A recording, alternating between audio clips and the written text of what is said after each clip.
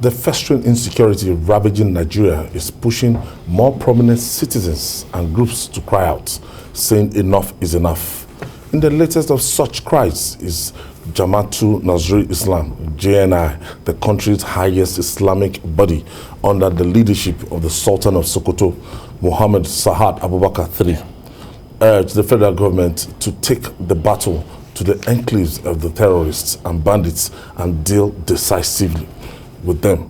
Meanwhile, the Nigerian Railway Corporation said 146 out of the 362 passengers on the ill-fated Abuja-Kaduna train are unreachable 1 week after it was attacked by terrorists. The managing director of the corporation, Fidet Okiria, announced the number of safe passengers has risen to 186, but 51 phone numbers on the manifest are either switched off or unreachable. 35 are ringing, but no response from the other end, while 60 responded as non-existence. He also said 22 passengers are reported missing by their relatives and 8 persons were confirmed dead. By the time we finish this breakdown, the calamity that befell this country last week through this real mishap, bombing by terrorists, we would know the magnitude. When you have 146 people still missing, you know, number one, when I saw the number of passengers that officially the Nigerian Railway Corporation said left with that train, and at the same time, I saw some people even giving us figures as close as 900 and something. And Nigerian Railway Corporation is maintaining 600 and something. Close to 1,000. I don't know, miraculously, 300 and something people got into that train. And at the end of the day, it is messy. But the bottom line now is that I saw a video yesterday, and they were showing us the aerial view of those terrorists as they were cooking their hideout and everything. So that buttressed the point of Governor Nasir El-Rufai say they know their hideouts, they hear their communication, and we saw that drone moving towards that direction and looking at those terrorists, but still we've not been able to move against them. Ayo, honestly, if I must tell you the truth, I'm totally in pain and I'm totally ashamed. Before now, the cure-all for all this terrorism was Tucano jets. They were advertising it, let us get Tucano jets. Obama didn't want to give us, but Trump has allowed it. When we get Tucano jets, we will crush them. You have got the Tucano jets. What has happened now? They told us cannot fly at night. They've not perfected. Whatever it is, whether it can fly at night, in the morning or in the night or whatever, you know where these people are. Why do you spend billions of naira or dollars to buy Tucano jet that you are not going to deploy? Why did you waste that money? We are in a country where we don't ask questions. We should ask these people, why did you spend all that money to buy those Tucano jets when you know you are not going to use them? Tucano can only be used in the northwest, not in the northeast. For Boko Haram. So Tucano can differentiate northwest from northeast? What nonsense? That is nonsense. Look, for honestly, if we are in a country where people ask questions and leaders are taken to task, this is the time to ask those people, the Ministry of Defense, the President, the Presidency, and every one of them. Why do you have to waste our billions of naira to buy Tucano jet when you know you are not going to use it? Why do you have to buy it? They should have kept that money in our purse and let us know that we still have the money. You bought the Tuco, they were advertising it that Tucano jet is the cure-all, it is going to solve this problem. You have bought it now, you have not deployed it. Called terms and agreements. So you only keep it in the airport or in the military barrack, in the military hangar. Calm down, Mr. No. Before we secured the Tucano jet, we were giving terms. What terms? The terms were just on Boko Haram terrorists, not to be used on, terrorists are terrorists. Who told you these people are not the Boko Haram terrorists? That's like a limitation to the Nigerian army. Well, I think Maybe they know some things we the don't Kaduna know. State governor was trying to push us towards something that I felt a lot of people didn't pay attention to. He said, days before that train attack, that there was intelligence that Boko Haram, it was specific, Boko Haram and some bandits, members of Boko Haram and some bandits were planning to attack a night train from Abuja to Kaduna. It was specific. And if you ask me, I laid emphasis on the fact that he mentioned Boko Haram. If Boko Haram... They had that intelligence. Yes, that intelligence was there. And they warned the NRC to stop night trains. So if Boko Haram colludes with bandits, so it means terrorists and bandits, you have given us an inroad into attacking these people. But the fear has always been there. How many civilian casualties are you likely going to have if you move in that way? Because the areas we are talking about, they are areas where people live, and once these terrorists move in, they don't allow them to move because they want to use them as human shields. So it's glaring that these people are also working with the wise. Some people are teaching them what to do. But I also align myself on this score with El Rufai. We cannot afford to allow these people to continue to waste the lives of citizens who are going about their businesses, taking them on stage and receiving ransom because they are mixing with civilians that they are using as human shield. So we must be able to take a decision. That's government now. Do we want to allow some people to maybe collateral damage alongside with these people and end this? But note also that we are not talking about only one group. If you wipe out this set, there are others who are waiting. So it's a continuous process. Are we going to keep killing innocent civilians? Do we adjudge them guilty because they refuse to flee from areas occupied by these people at some time? It's just like somebody coming around your own area. Areas where you have built over the years, where you are used to staying. Living is going to be difficult. We should be truthful about that. Mr. Willie, looking at what the NRC, what they're saying that 146 out of 362 passengers on the ill-fated Abuja-Kaduna train are unreachable 1 week after. So it's now the time, apart from the calamity that happened to that train, apart from the people that died, now these terrorists, they're now playing mind game 1 week after.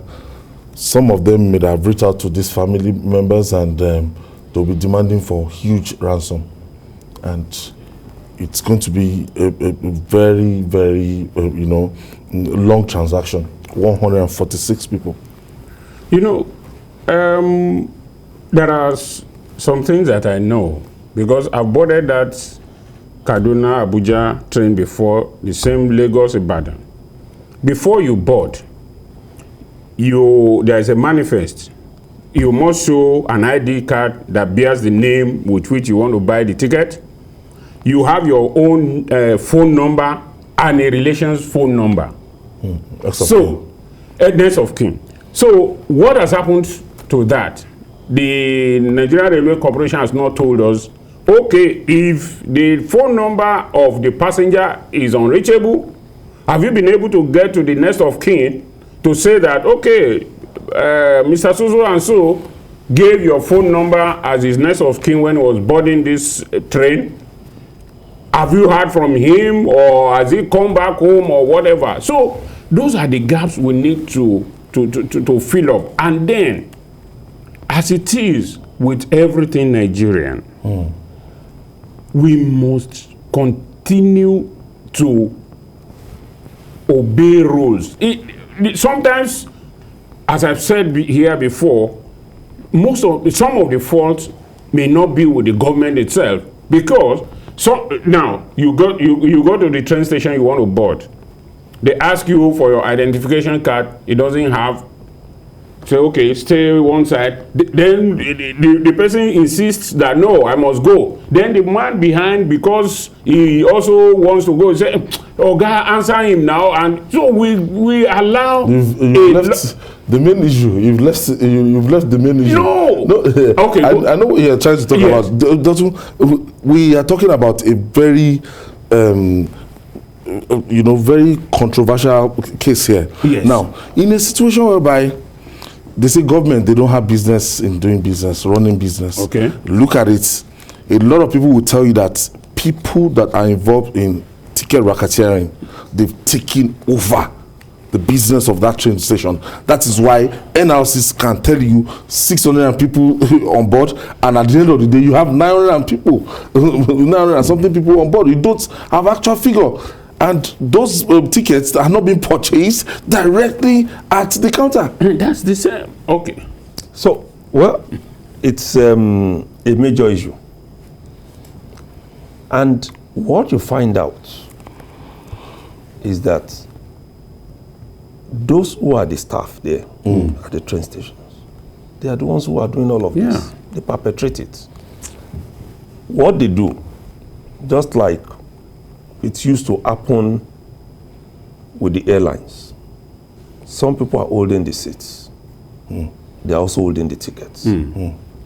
So when you come, if you are ready to board with another person's name, good for you. If you are not ready to board, they leave the seats empty. The train goes empty. Wickedness. That is why it is the truth that unless the mindset of this civil servants concession it. Government has no business in business. I'm telling you. Because where is the Nigerian Airways today? That's what they did. It's the same thing that killed it. Because someone wants to travel, you are holding the ticket. Yes, and you have to delay the flight and then because you of are an saying, individual. See, it's either you are ready to pay and fly in somebody else's name, or you are not flying and they allow the train to go empty. There are days. I've traveled, I don't know if you've ever experienced it. Yes. I've traveled about 3 or 4 times, about 2-3 times on the Lagos-Ibadan. Yes. You find it is overcrowded. People are standing. Yeah.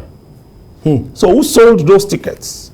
Was there no communication? What they'll just do is, once they see that there is this pressure for people, for the train to leave, they say, everybody go and take any seats. Whereas you that you came early, bought your ticket, you have specific seats allocated to you. Exactly. Did you not see some videos that went viral at some point, people fighting on the train? Yes. This is my seat. You are not supposed to be there. Where is your ticket? Nothing could be shown. So it's just the same thing. And until the airlines got sanitized, it was also happening. Yeah. Where you have a seat and you get to your 10A seat and you find out that they have given it to 4 people. It's not a thing of the past. It's not a thing of the past because you can get online and buy your ticket. Yeah. You can check in yourself online. Any other thing that is done with that app will not allocate that seat to any other person. Definitely. Except it is done manually. Yes. And we need to get there. Because if we continue this way, even the investment we have made in these trains will be lost. Yes. It will go into the pockets of That's why you individuals. can do first class, 6,000 or 5,000 to ride on first class. It will go into the pockets of individuals. So government needs to go back. Let's stop defending. When I read what Fidel Tokiria wrote, I was ashamed. The fact that you want to keep your job does not mean that you should not do your investigation. Yeah. People on board that train said they were more than that figure. Even the numbers being given showed that completely there were more. Yes. than the man was claiming. So why don't you go back? They don't want to. They Do want your to due diligence. Yes. And ensure that those that allow these things to happen are punished. That's one. 2, even at boarding points, at some of the train stations, you find out that the flanks are all open. Yes. If you go to Agege here in Lagos, those traders have access to the boarding point. Yes. You don't really need to go to enter through the right channel. You can go from the back. Yes. So all these area boys, you see them walking by the train, so they can cross, but also without ticket or anything. So even if we cannot take care of those that we call the bush areas, what about the ones in the town? It shows you how careless we have become, and we don't need any serious technology to do some of these things. It's just monitoring and management. It doesn't go beyond that. That is why you are going to say officially we have 300. Unofficially you have about 1,000. Yeah. The gap is too wide. If it's 20, 30 that you are looking for, it's understandable. the rackets in that industry. So It's too much. looking at it now, at the It's end of too the day, people will lose confidence. At the end of the day, that we've borrowed so much to just put the train in place across the country. Look at what is happening. I have a friend who works in Ibadan. At the train station. No, he works in a company in Ibadan from Monday to Friday. So on Friday evening, he comes back to Lagos. Sunday evening or Monday morning, he goes. This last weekend when he was coming, he said the whole train, the first class that is has capacity for 24 passengers, only had 5. Yeah. The passengers have dwindled because people are beginning to lose confidence. You know, this thing is just like the kidnapping that started and nothing was done. Then it began to grow. And meanwhile, the traffic was growing steadily. Exactly. A lot of people had confidence in this mode that People are now back to the road. Exactly. Because there are 2 factors working now against this train issue, especially in the southwest. One is this issue of the attack. 2 is that the cost.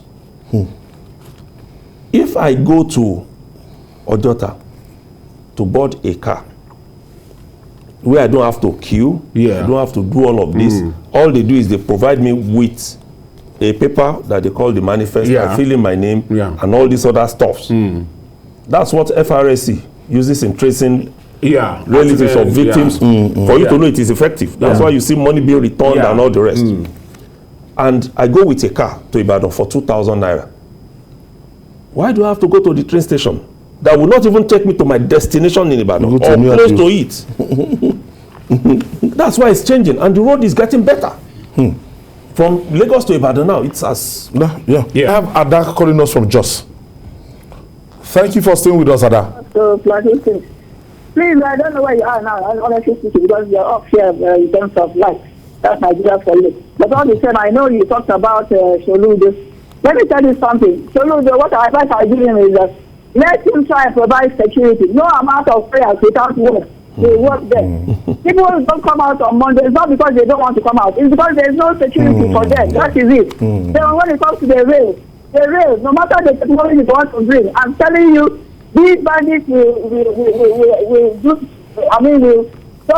make a mess of the whole thing. So the best thing they should do is that the army should have a coordinated attack simultaneously and eliminate them. What are they keeping them for? And then the Kaduna State government, it's not stop coming on air and telling us about carpet bombing. Even if they want to do that, you shouldn't say it on air. If each time they make that pronouncement, they will go and work out something they will do again and then start terrorizing us. I mean, look at the IGP. he came out and was giving a press release that Kaduna Abuja road is safe. Thank you, Ada. Thank you, Ada. You made your point. Yes, Ada is hungry. He made just like a lot of Nigerians. Soludo, beyond prayer, they have to work, provide security for people. The fear factor is one of those things that's just keeping people inside, and it's not prayer only. So there is a book titled "Prayer is Not the Answer." Yeah, you need to read that book.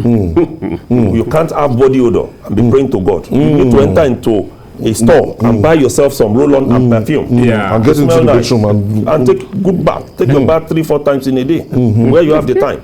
So prayer is not always the answer. There are physical things that you need to do. You need to do. Professor Soludo, please. Just we need to work more.